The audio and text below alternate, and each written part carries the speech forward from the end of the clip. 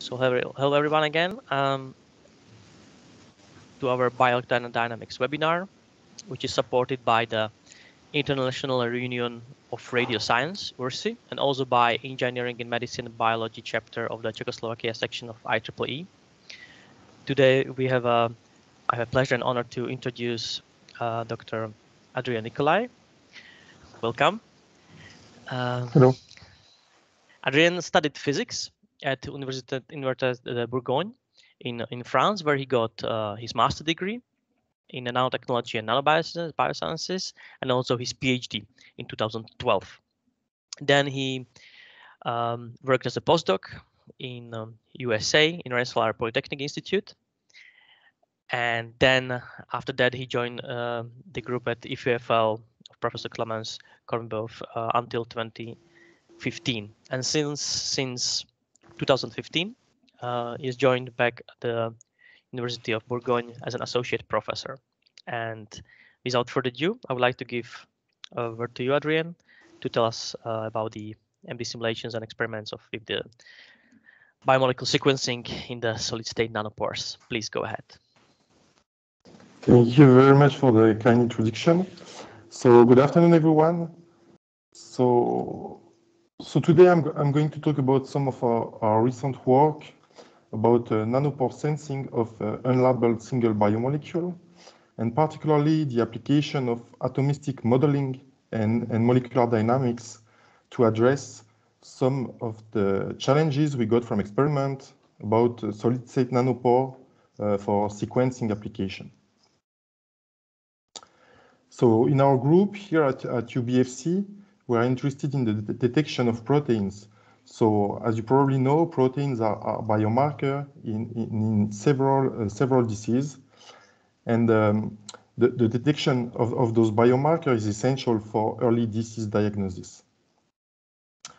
So the idea is that depending on the property of the proteins that we want to detect, we use different experimental techniques. And for example, if we want to detect some particular 3D shape of protein structures, we are interested in spectroscopic techniques.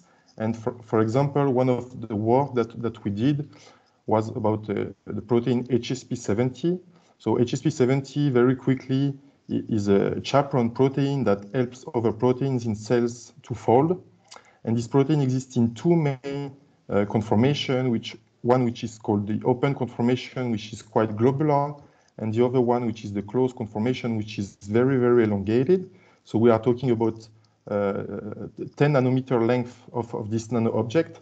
And what we did is that we computed some infrared and Raman response at very low frequency that we called acoustical modes. And we show some shift in the spectra that could be detected experimentally, for example, using extraordinary acoustic Raman techniques. Sorry. So other proteins that we are interested in our group, they are intrinsically disordered proteins, so IDPs, and particularly the alpha-synuclein protein. So this protein is very important in Parkinson's disease because it tends to form neuronal toxic aggregates in brain. And with this protein, so the structure is really dynamic, so you cannot describe by a single conformation this protein, but more specifically by an ensemble of them. And we published very recently a paper about this ensemble of conformation that exhibit basically two-phase characteristic depending on the number of alpha helix and beta sheet inside the structure. So it's extremely difficult to characterize this kind of structure.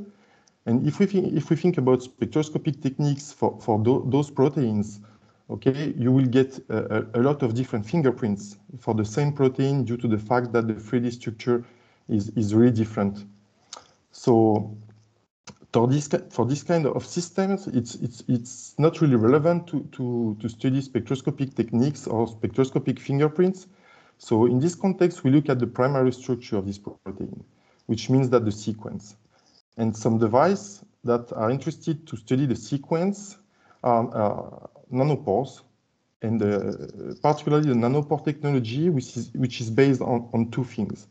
The first one is that the nanopore technology is based on an electrically resistant membrane.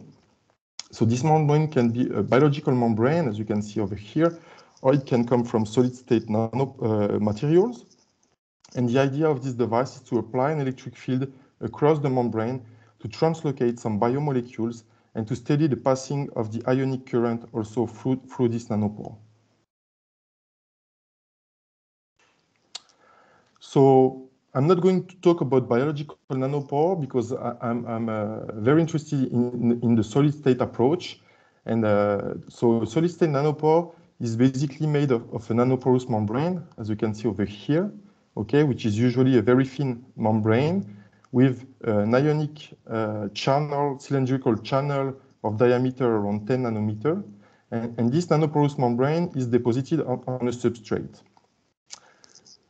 This nanoporous membrane is usually synthesized using stimuli-responsive materials, and it can be, so the nanopore can be drilled at the center of the membrane using different experimental techniques. It can be electron beam, ion beam, you can also find some plasma techniques or laser beam to create those pores. So here, for example, you have an image of really small cylindrical nanopores around 2 nanometers of diameter. Those guys, they were made with silicon nitride material. With this kind of device, two main applications have been developed. The first one is the one I will develop today. So the nanoporous membrane is basically immersed in an electrolyte solution with charged biomolecules inside. And with the application of the electric field, the molecule will go through the pore. And the recording of the ionic current as a function of time will show you some sensing event. Okay, so you have single molecule experiment there when you can sense the charged biomolecule that you have in your electrolyte. And actually, the drop of ionic current and the dwell time of this ionic current drops have some information about the nature of the biomolecule, can be properties about the size, the charge, the hydrophobicity, etc. A second type of application of those kind of sensors is the filtration, okay, for ion or gas mixture. And the most famous one is water desalination that has been applied using this kind of nanopore sensor. So among all the different materials, solid-state materials that have been used to fabricate those kind of membrane, we are focusing our interests in 2D materials. There are two main reasons for that. The first one is that the spatial resolution with 2D materials for this kind of sensor will be very good. Usually it's below 1 nanometer. And also the signal-to-noise ratio of those kind of nanoporous membrane will be quite large because the fact that the material is really thin, the ionic resistance of those materials will be really thin, then the conductance will be very large, and the drop of current that you can expect from this kind of membrane will be very good for sensing application. So in the family of 2D materials, of course, graphene, hexagonal boron nitride have been tested in addition to transition metal dichalcogenides, such as MOS2 and WS2. And in today's talk, I will discuss the use of MOS2, so molybdenum disulfide, as the nanoporous membrane. So we are very interested in this material for several reasons. A few of them are the fact that it has quite a rich optical and electronic properties, okay, such as photoluminescence or transistor effect in this kind of device. The second one is that you can have a really large signal-to-noise ratio compared to graphene because the noise is lower than graphene, so it's very interesting here. And the third one is that experimentalists can produce and fabricate nanopores with quite a large reproducibility. So it's something that is very interesting in terms of sensing experiments. So the system that we are studying here is this one, okay, here. So it's made of MOS2 membrane with a nanopore drilled at the center. This nanopore is immersed in a 1 mol KCl electrolyte, and the peptide or the protein that we want to translocate is originally above the membrane. During the simulation that we perform here of the full device, we apply an electric field across the membrane, and we record the ionic current as a function of time. Okay, so let's see here little animation of the system that we are simulating. So during the passage of the biomolecule through the nanopore, what we observed in the experimental signal is a drop of ionic current. Okay. Then the molecule is able to go back to the cis compartment and will translocate again. And so you can have multiple signatures of this molecule going through the nanopore. Okay. And here, for example, you see a second drop of current during the simulation.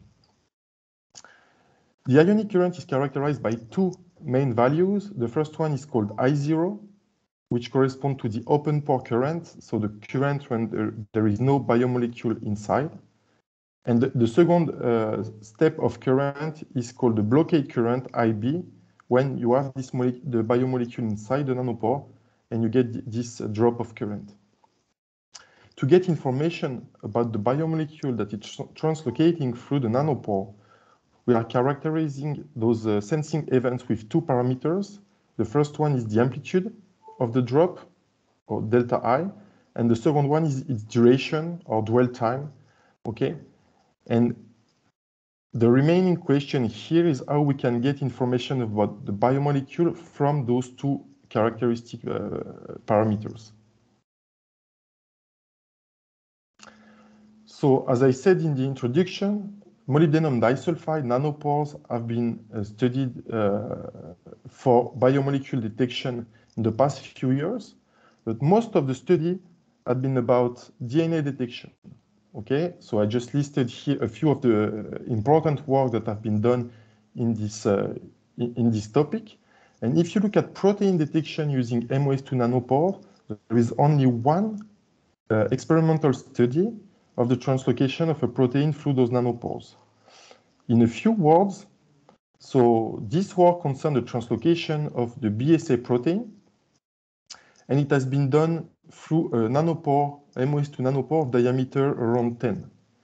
So in this work, the idea was not to sequence the BSA protein, but it was more about the detection of single molecules. And what they did in this paper, they compare two materials, MOS2 and silicon nitride. And what they show basically is that with MOS2, the signal that you can get is much larger. The drop of current is much larger than what you can get it in silicon nitride. However, the level of noise, of course, is also larger with these materials because it's really thin, a few angstrom thick for MOS2 compared to the silicon nitride that here was around 5 nanometer thick. So there is a really strong interest in developing MOS2 nanopores for protein sequencing applications since there is a lot of things to do, especially experimentally. And the idea, so the reason why the protein ensemble is not really studied using MOS2 nanopores or solid-state nanopores in general is that the protein ensemble is by far more complex than the DNA one. Just because you have 20 different amino acids to detect in proteins, so there's 20 natural amino acids compared to 4 bases, for example, for DNA nucleotides. And in addition to that, the amino acids have very different properties in proteins in terms of hydrophobicity, charge, polarity, etc. So it becomes very challenging to be able to detect 20 different things using this kind of sensors. And there are also different challenges that I will highlight today with some of the work we have developed recently. The first one is the threading of the protein into the nanopore. So the idea here is to understand how to control the denaturation of the protein, okay, its 3D structure, to make it going through the nanopore, and also how to control the protein net charge. because the nanopore sensor is based on an electric field that drives the protein through the nanopore. For DNA, it works pretty well because each DNA nucleotide is charged -1, so there is a strong interaction between the DNA molecule and the electric field. However, for protein, you can have a really big protein and total net charge is 0, so it can be a problem just to make it thread into the nanopore. The second thing is about the sensitivity of MOS2 nanopore for sequencing application. So the idea here and what we can do using modeling and molecular dynamics is to be able to correlate the position of the amino acid in the nanopore with the current fluctuation that experimentalists cannot do with the experimental sensor. Okay, in molecular dynamics, we have access to the position of the atoms as a function of time, so we can try to correlate that. And what we did here is basically to modify the diameter, to modify the thickness of the materials, to look for the best sensor possible for sequencing application. And finally, the last part concerns time series analysis and the pattern recognition. So the question that we ask ourselves is how we can discriminate some sequence motif of protein from the ionic current measurements. So how can we correlate the fluctuation of the signal that we see to the motifs of the protein that went through, and what are the mechanisms of translocation that we can observe using this kind of device? So before going into the details of the simulation, just a few words about the methods here. So you can see on this image the system that we are simulating. So here we are using all-atom classical molecular dynamics. So we are simulating the entire system, and we use the explicit solvent for the electrolyte. We use non-equilibrium classical MD because we apply the electric field across the membrane. So you see in the Z direction over here. Just a few words about the force field that we use here. So for molybdenum disulfide, we use a free body potential, which is the Stillinger-Weber potential. And what is important here is the charge, the partial charges that we compute, and particularly in the nanopore, okay, for the vacancies that we create when we drill the nanopores. So we compute the charge using a Reax force field here. For the peptide, we use a classical biological force field, which is here Amber 99. And for the electrolyte, it's explicit one, T3P. We did the simulation, we performed the simulation with the LEMS software package, and we applied a voltage of 1 volt across the membrane during the simulation. We performed several runs with different initial conditions, runs going from, let's say, 100 of nanosecond up to 500. And in total, it represents tens of microseconds of simulation to perform multiple experiments in this case. So before translocating protein through those kind of device, the idea that we have first, it was to characterize what's going on for the system when there is no biomolecule, so the open pore system. And so what we did, that we applied different kind of electric field for those nanopores, and we compute the IV curves. So as you can see here on the right, okay, you have the IV curve between 0 and 1 volt for nanoporous membrane made of different diameter, ranging from 1 to 5.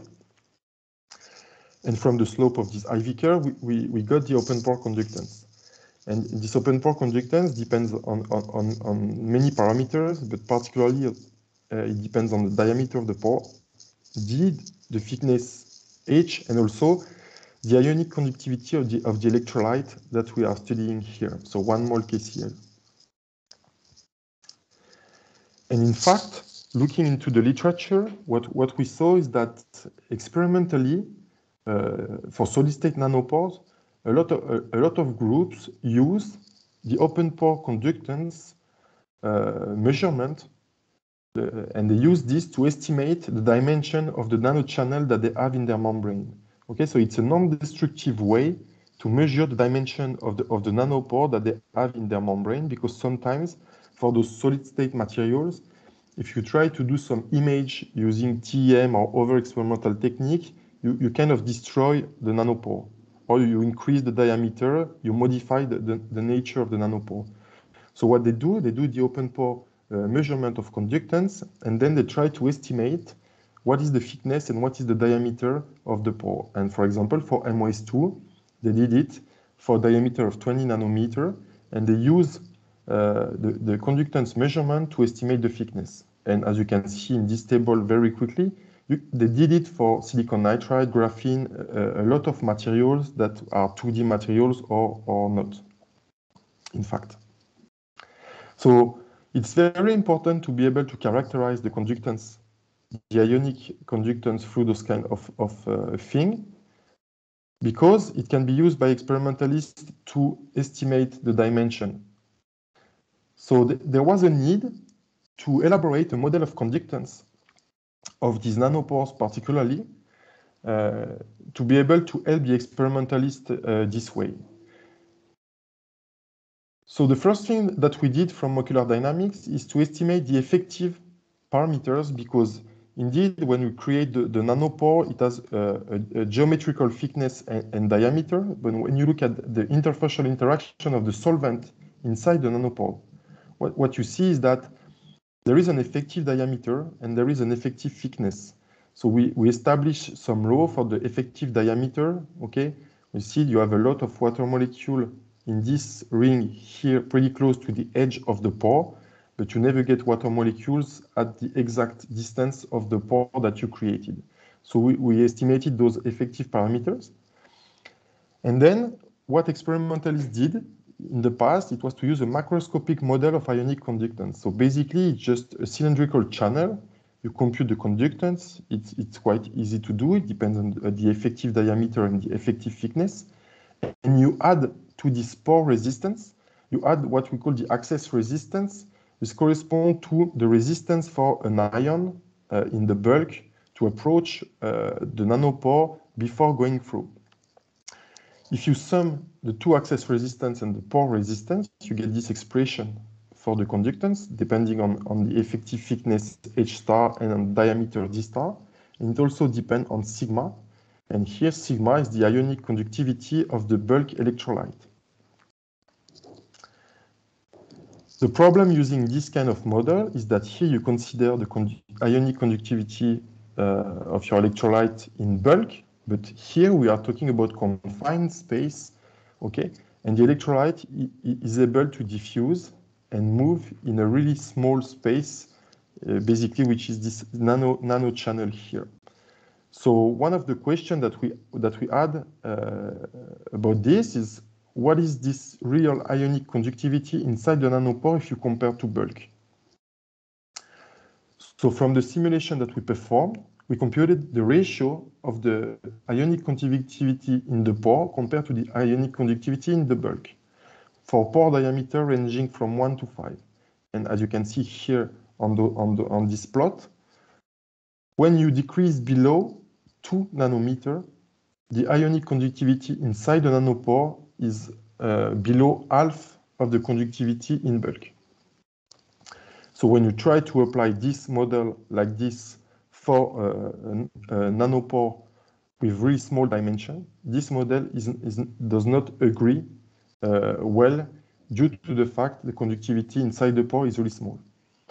So from this graph, the idea was to be able to find out an analytical model to explain the behavior of this and to propose a corrected model to the experimentalist to have a better estimation of the geometrical parameters from open pore conductance. So to do so, what we did is that we derive ionic conductivity theoretical equation, okay? So the ionic conductivity is basically the charge times the concentration times the mobility sum over all the species that you have in your electrolyte. And the idea, it was to establish the ratio of the ionic conductivity in the pore compared to the ionic conductivity in the bulk. And this ratio can be expressed with two partition coefficients, phi and gamma, phi being a partition coefficient related to the concentration and gamma related to the mobility. Phi basically corresponds to the probability to find an ion in the nanopore, and divided by the probability to find an ion in an equivalent volume in bulk. So in terms of physics, it's related to the free energy of the ions to go through the nanopore.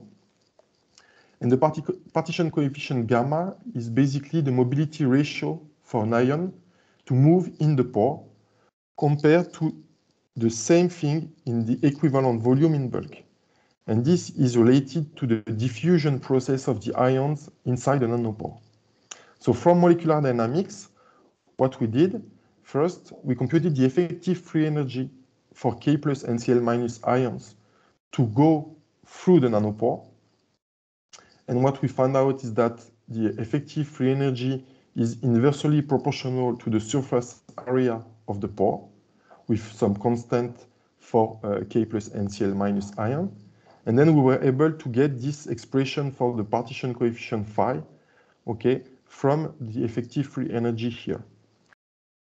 Then we did the same for the mobility. So we computed the diffusion coefficient and the mobility of K plus NCl minus from the molecular dynamics here, and we were able to develop this equation with the linear behavior of the inverse mobility as a function of the inverse diameter of the nanopore.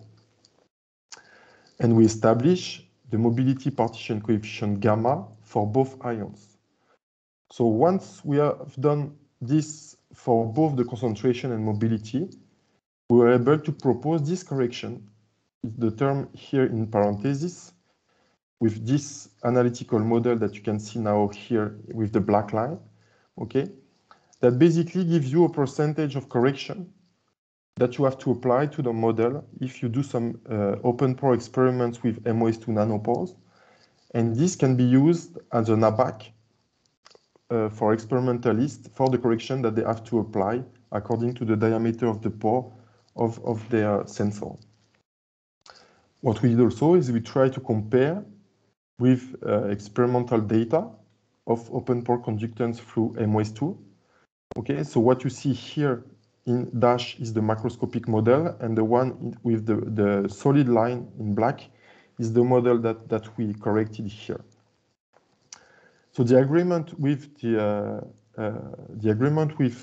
experimental measurement of conductance is very good for our model, but as you can see, it lacks a little bit of data because not a lot of groups were very interested in really small pores for sequencing application. And it's also the fact that because it's not really easy to fabricate and control exactly the dimension when you are pretty close to, let's say, 1 nanometer.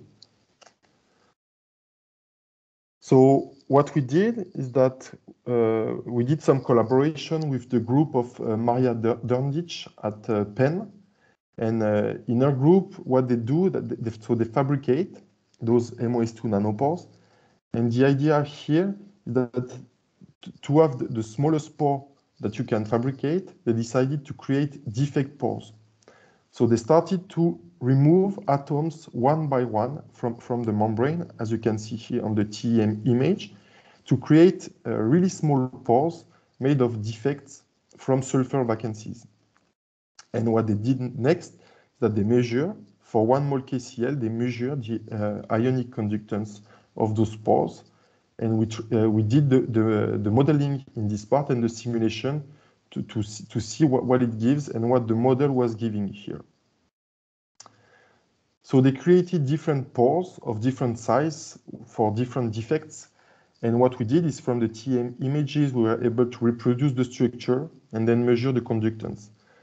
And then we compare with our model that you can see here in blue, okay? And those new pores, those defect pores that are shown with the stars, okay, over here, are in very good agreement with the model that we got from MD compared to the previous macroscopic model that you can see here, for example, in black. Those pores are really small, so they won't be used for biomolecule detection, but they could be used for filtration and particularly water desalination, for example.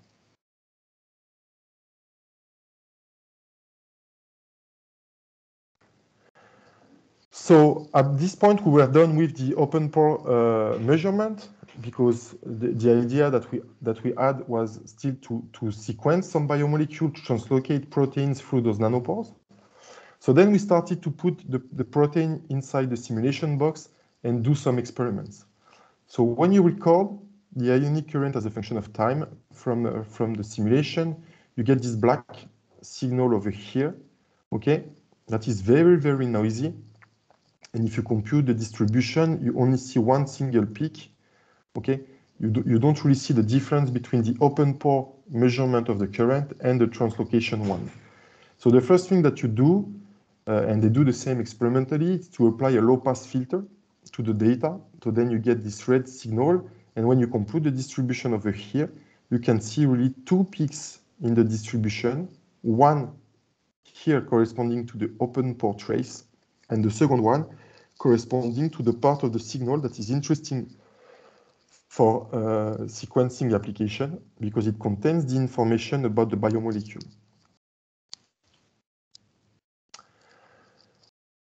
So once we have repeated those kind of simulation to have a lot of experimental translocation through the nanopore, so we started to think about the challenges that I discussed earlier in the introduction. And the first one was the threading of the protein through the nanopore. So as I mentioned, it's quite easy for charged DNA to go through the nanopore, solid-state nanopore, because of the electric field interaction that is quite strong. But for protein, it can be a problem.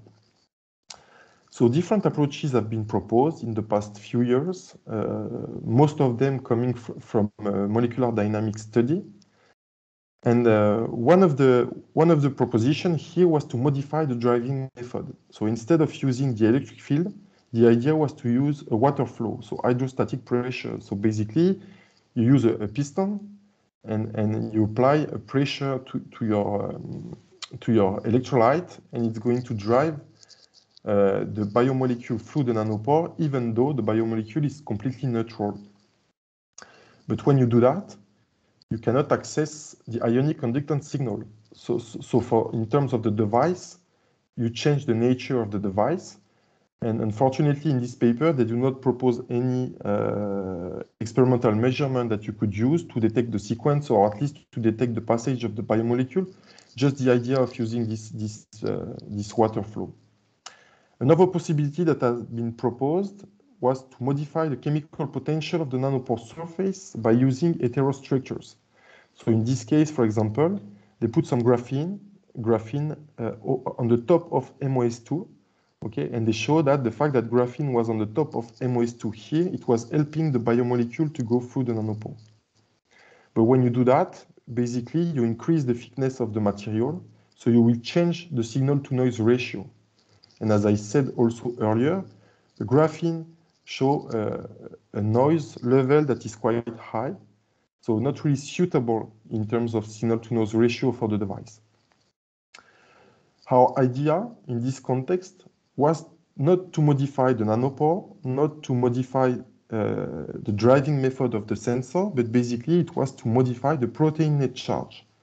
So the idea that we had here was to add some polycationic charge carrier into the sequence of the protein, okay, adding the tag of charged amino acid, and then to study if it helps or not the passage, and also to correlate that with the signal-to-noise ratio that you can get from this kind of modification, because it's really important to have in mind that the device is the thing that matters the most here.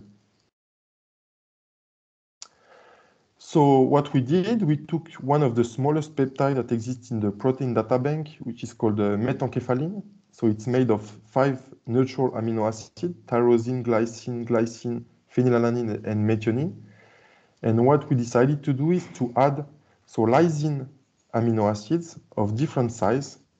So going from no tag at all, so 0 lysine, up to 5 lysine. From molecular dynamics, we computed the free energy profile for the peptide to go through the nanopore. So for example, here, when the peptide is over here in this local minimum, it's on bulk electrolyte. Then it has to cross the first barrier to go to the well number 2, which is basically the top of the surface. So the peptide is diffusing on the top of the membrane. And then it has to reach a second free energy barrier to go to the third well, which corresponds to the bottom surface of the membrane. So it means that the peptide translocates when it goes from well number 2 to well number 3. And what we did for the different length of tag that we tested here, we computed this free energy barrier to see what is the impact of the length of the tag to this to the passage of the molecule through the nanopore.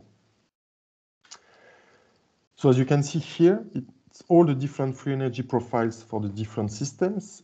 And what we saw here is that when there is no lysine or one lysine, we were not able to translocate the peptide, of course, at the given time scale of the simulation. So here it was around 2 microseconds. However, when there is 2 lysine, 3, 4, or 5 lysine, free energy profiles are quite similar, and we were able to compute these free energy barriers. So here's the results for the free energy barriers.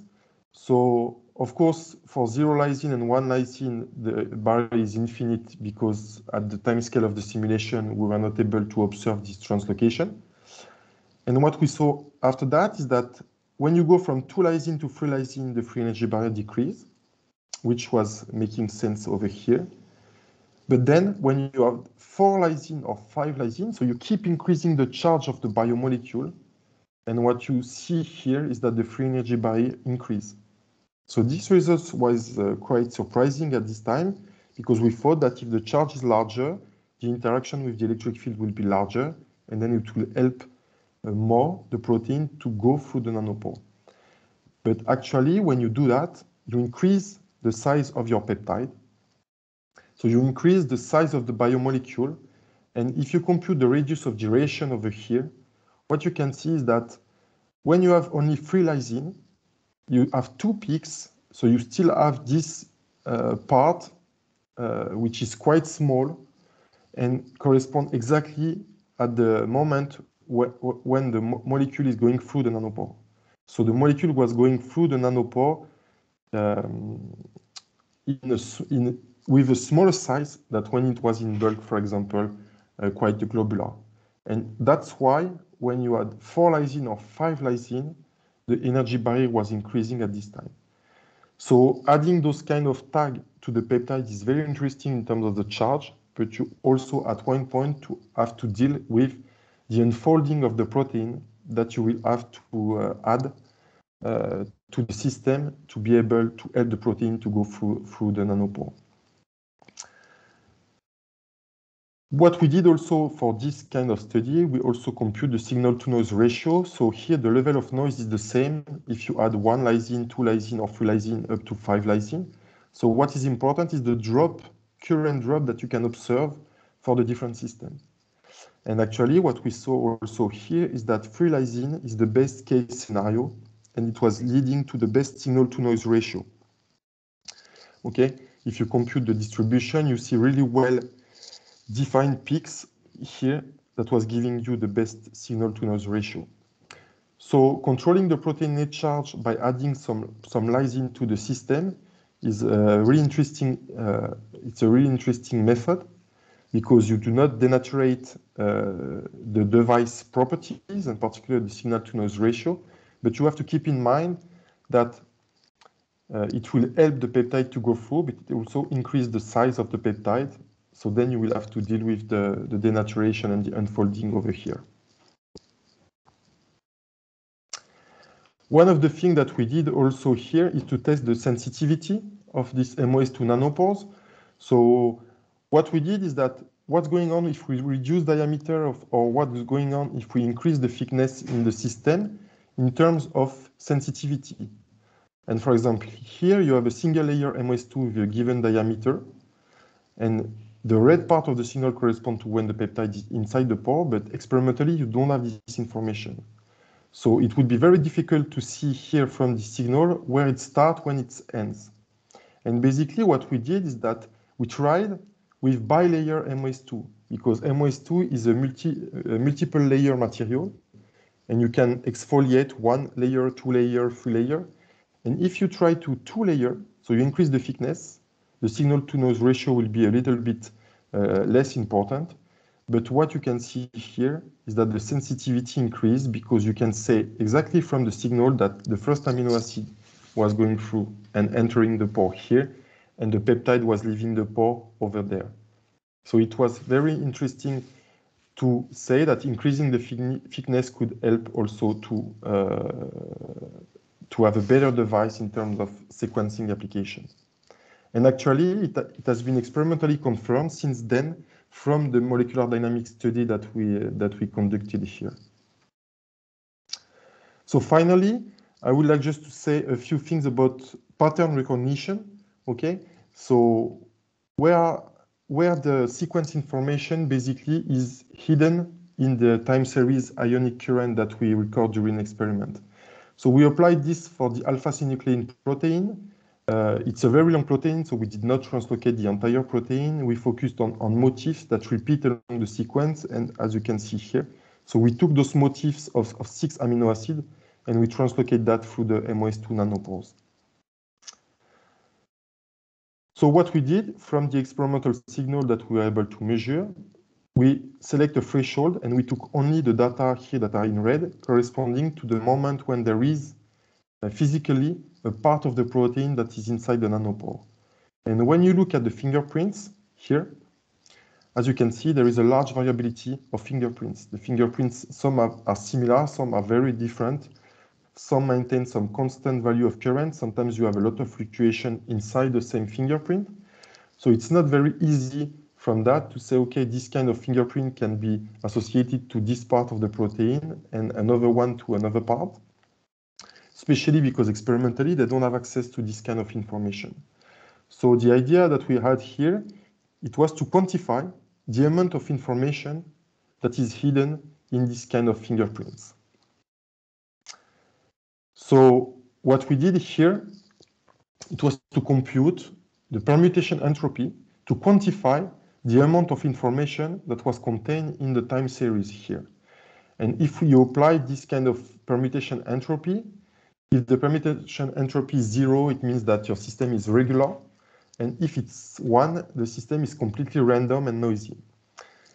What was interesting is that if you compute this permutation entropy parameter in the red part of the signal over here, the amount of permutation entropy going equal to 0, so the regular part is more important than in the open case. It means that this part has some information about the biomolecule, okay? So it was very interesting to say, okay, the information is there in this part of the signal, but the idea was to know exactly where it was located. So what we did, for each of the fingerprints that I showed you before, we applied this algorithm, and we detected some part of the signal that were very regular and associated to some motifs of the proteins. For example, here the T2 amino acid and K3, here the E4 and J5, etc. What they do experimentally, usually they take the average, okay, the average current. But here it was more interesting for us to look at the slope of this variation of current as a function of time. So we did that for all the different fingerprints that we had, okay? And what we saw is that if you do some mutation in your peptide, okay, this parameter, which is basically the slope, so the speed of increase or decrease of the ionic current, if you do some mutation and you redo the experiment, this parameter is constant for similar motifs. If you do the same with just the average, as it's done experimentally usually, you can have variation of 50% of the same parameter for the same motifs. So this was very encouraging in terms of sequencing application, because these kind of parameters could be used, okay, and be associated to sequence motifs that are inside the nanopore, and that could be detected experimentally here. One thing also that we look at is the mechanism of translocation. For each of the different events that we recorded from molecular dynamics, The question was, can we correlate the fluctuation of ionic current with a physical mechanism? For example, we look at the variation of volume inside the nanopore as a function of time. We looked at the variation of charge inside the nanopore as a function of time. And we also look at the sidechain orientation according to the electric field. If you take the variation of current and you look at the variation of volume and charge for all the different events, it can be correlated, it can be anti-correlated. You can have basically all the different cases. So we were not able to say the mechanism of translocation is this one or this one. It was depending on different cases. So it was also important to say that we have different fingerprints because of the fact that we have different mechanism of translocation. There is one thing that is always the same during the translocation, is that the orientation of the sidechain inside the nanopore according to electric field is the same. Okay, and it's true for all amino acids. It's even more true for the charged amino acid. But when the amino acid is going through the nanopore, it tends to be aligned with the electric field, as you can see for the lysine K3 over here in this picture. Finally, something that we are doing right now, so the work in progress. So we also try to identify all 20 proteinogenic amino acids. So what we do is we keep our strategy of polycationic charge carrier with lysine, and we attach different amino acids at the end of this peptide. So we tested several amino acids according to different family, some hydrophobic, some polar, non-polar, some charged, etc. And we did the experiment. So we did the experiment for a certain amount of time for the different amino acids that you can see here. And we apply a threshold method to extract once again the fingerprints, as we did just before for the motifs of alpha-synuclein. When you do that, you also see for a given amino acid different types of fingerprints. And in the same idea of how to characterize these fingerprints, what we try to do right now is to do some unsupervised machine learning using clustering technique and classification. So basically, we try to group similar fingerprints for different amino acids to be able to detect them entirely. So we use a 2D clustering with the two characteristics of ionic current drops, so the drop of current delta I and the duration tau d. And we apply clustering methods. So in this case, for example, it was Gaussian mixture model. We apply it several times on our data in order to reach convergence. And what we did is that we plot the result, which is the probability distribution of the ionic current drop and of the dwell time. And we did that for all the different amino acids that we are studying right now. As you can see, for some amino acids, for example, here valine and glycine, the area of detection is exactly the same. So, for example, you could not distinguish valine and glycine from ionic current time series recorded during experiment. However, if you look at phenylalanine, okay, which is an aromatic amino acid, you can see that you can start to see some differences in terms of the area of detection. And when you go to charged amino acids, such as arginine or glutamic acid, the area of detection is completely different. So it means that using this device, okay, and these clustering methods applied to different peptides with different amino acids, we are able to distinguish charged amino acid among the other amino acids.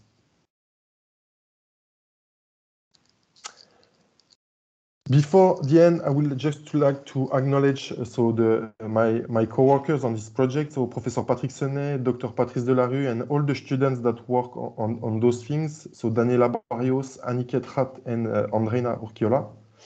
I would like also to thank my collaborators in the US, Professor Vincent Meunier and Professor Maria Dörndich, that was doing some experiment on those MOS2 nanoporous membranes.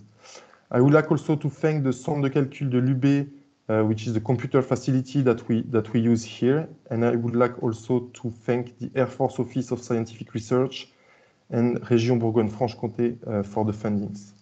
And of course, I would like to thank you for your attention. Thank you very much. It's very, very interesting talk. So I have plenty of questions, and I think I'll start meanwhile if people come up further. I've quite some technical questions. I don't know where to I could start with, because we are doing also non-equilibrial MD simulations with electric field, so we might be facing similar challenges or questions. So I'm curious about, in your system, how did you implement the electric potential or electric field? We are mostly using GROMACS, so I'm not sure, or NAMTIP, how it's implemented. Basically, you just use Coulomb force, or how do you implement it in the? Yes, it's exactly the same implementation as in GROMACS. Okay. Actually, for the last project I presented, we moved to GROMACS because because of some technical things with the Stillinger-Weber potential that brings some information that are important for the membrane dynamics, but not much when you have to produce a lot of data. Okay, but the implementation is exactly the same. So you have this Coulombic force, and the potential is the electric field times the length of the box in the direction where you apply it. I see. Okay, so this is how you apply it. So then I have some related question to that. So have you had a look on electric field intensity dependent, electric field strength dependence? Like if you apply stronger fields, you have faster translocation or something like that? Yes, so we did that. So of course, when you apply a very strong field, you can have a really fast translocation event, and you can increase the data set. But what we have in mind since the beginning is really the device. And when we compute the ionic current and the ionic conductance, we always compare with experimental data. Okay. So basically what we did is we select the strength of the electric field to reproduce the open pore conductance of the real device. Okay, I so see. We did not went further than this, because then you cannot compare at all. The conductance and the translocation speed is way too fast. I see. And what is the electric field strength, if you have some unit in mind in your case, for that sort of the size of the box you mentioned? So 1 volt, and the size of the box is between 150 and 200 angstrom. So it's quite large. Nanometers. Okay. So it's in the order of 20 nanometers, you said, right? So on the order of something. Let's say that it's like 20 nanometer. The length of the box is around 20 nanometer, and it's a 1 volt applied voltage. Okay. So some hundreds of megavolts or units of megavolts per meter. Yes, that's comparable actually to what we have in our simulations. So so then there is actually one interesting question and an issue I recently came across reading one nice book I can actually really recommend. Maybe you know it. It's quite new. It's not. We are not contributing there. Well, I see. It's a mirror image. You don't see it anyway. There is one chapter from Niall English. You might know. Yeah. He's quite nice papers in electrical non-equilibrium MD, and there he mentioned an interesting issue or question. So I would like to double check. Are you using periodic boundary conditions in Yes, we are using PBC. Then there is interesting thing. Maybe it doesn't, if you match it to experimental data, so you have some nice comparison, but there is one thing maybe to consider. Is if you apply electric field, so you have kind of, you get some partial polarization also in the water. Yeah. And also ions flow, right? So now the thing is that this polarization, basically this kind of polarized water, is basically all in order periodic boxes, right? But there is no electric field in the mirror in the periodic boxes. So what we thought, there might be some technical question, or well, maybe you can comment if you thought about it too. There is maybe effect of say the polarization in the nearby or even in the further actually all periodic boxes around might contribute to a bioelectric field which is in the box, because it's not compensated in a. If you know what I mean in this. Yeah, I see. So it's just an interesting question. So in the same thing here. So in the context of conductance, There are many studies also on the impact of the dimension of the box into the results, and particularly those IV curves. Right. So what we did, we did a study increasing the length of the box, keeping the same voltage. Okay. And we saw that at one point there were no more differences in terms, for example, in IV curves and open pore conductance. I see. So we thought that the box was large enough to reproduce what we were supposed to see here. So we did this, but only in the Z direction, in the direction of the applied electric field. One thing that is different, that probably the application that you are studying, the structure of the peptide or the protein does not matter much, because we want to be as unfolded as possible. So it's a different approach if you are looking at secondary structures or interaction in a biomolecule between amino acids or ligands or things like this. In this context, it would be much more important, I think. But in our case, the structure of the peptide is not really really important. But we did some studies about the dimension of the box compared to what we try to measure from those simulations.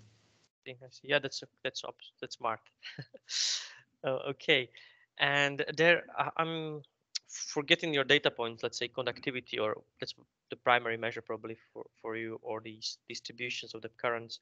So, how many repetitions you typically run, or how, if you have it work for you, you just read your molecule go through the box and return from the other side, or have you actually run that? So actually, it's pretty rare that we are able to simulate the full passage of the protein from bulk and coming back. I saw you one kind of example because it happens a few times, but usually once it's done, it went through, I restart using new initial conditions. Okay. Because it stays quite a lot on the bottom surface, and it's quite stick to the surface of MOS2, and it's kind of difficult to make it go through to bulk again. I see. So we prefer to stop the simulation and restart with changing initial condition. I see. Okay, do you have it somehow automatized? Like when you see the stack for already on the other side, you just restart? I guess so. Yes, before doing some restart, I can compute the center of mass of the peptide to see if, because the membrane is at 0 in my simulation box. So I'm able to track. So that's why some simulations are hundreds of nanoseconds, and sometimes it's 500s. But we never, sometimes I prefer to stop and restart instead of going to microsecond simulation. I see.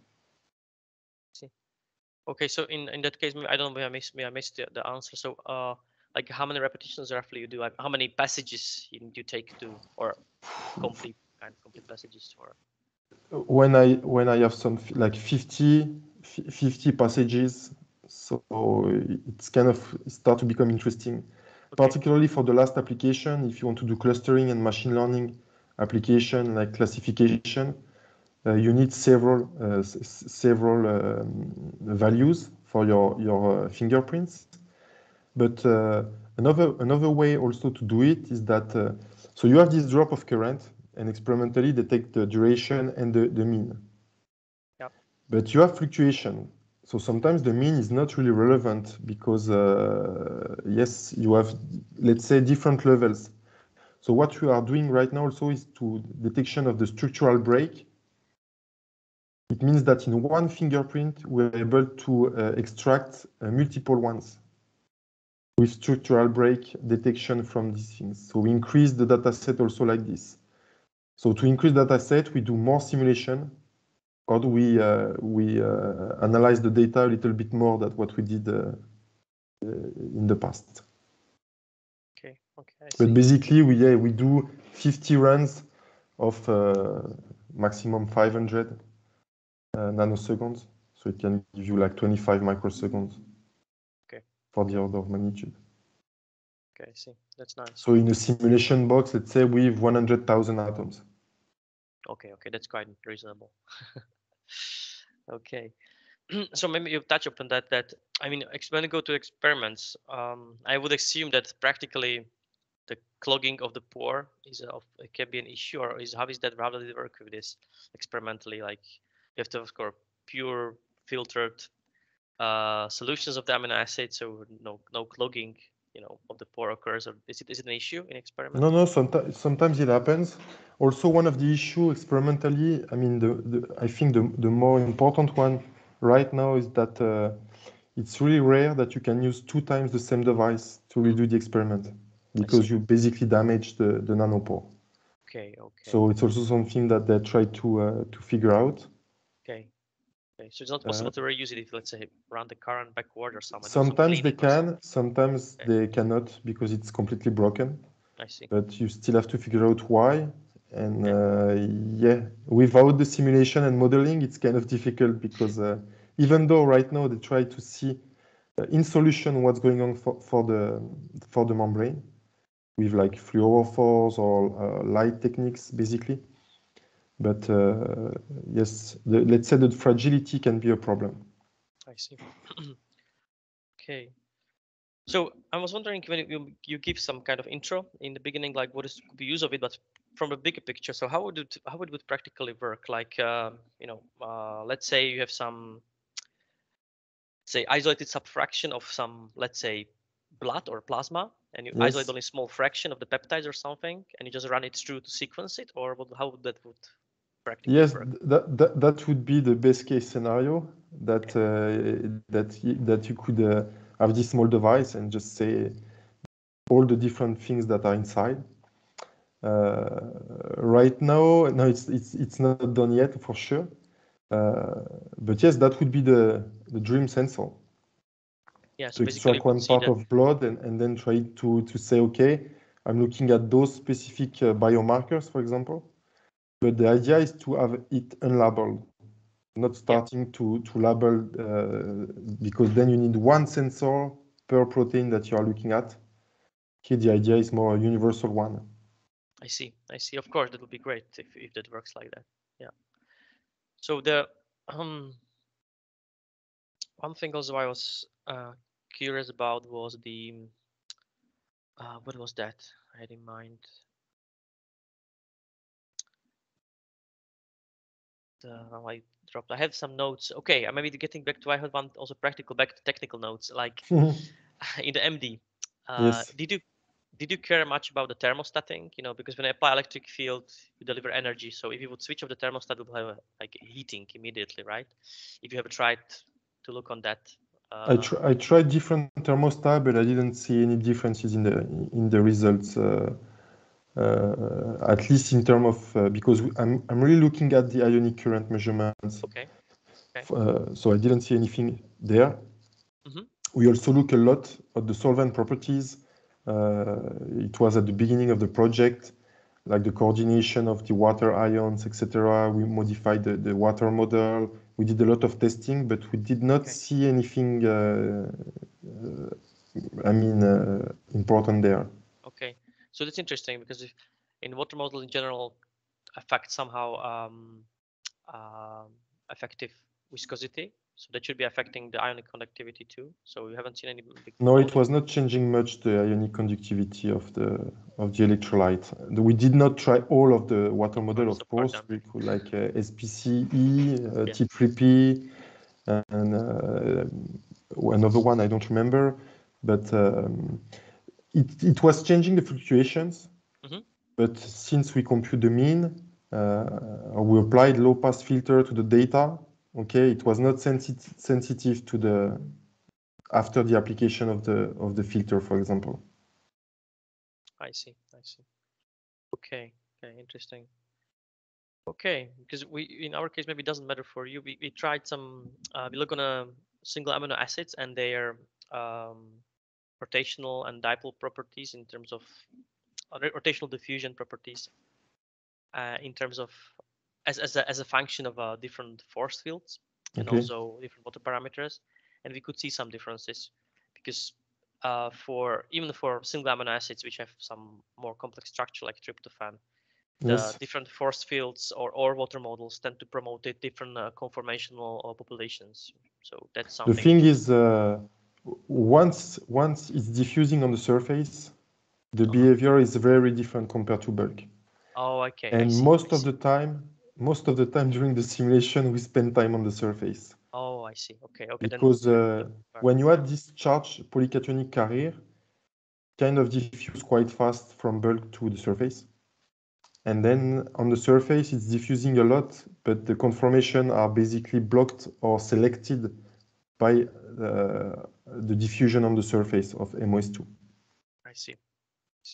Okay, that's interesting. That makes sense.